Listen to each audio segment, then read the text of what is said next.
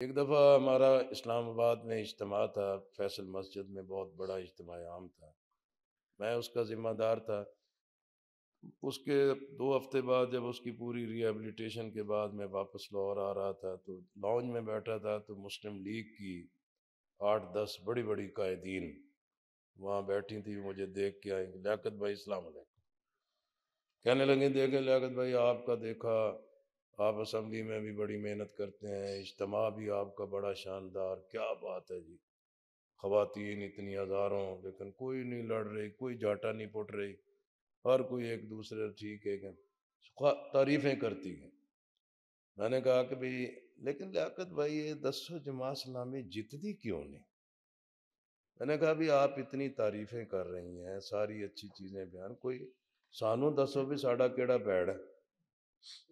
یا تسی دسو بھی تواڈے نال لوکی کیوں ہیں؟ کہن جی سانو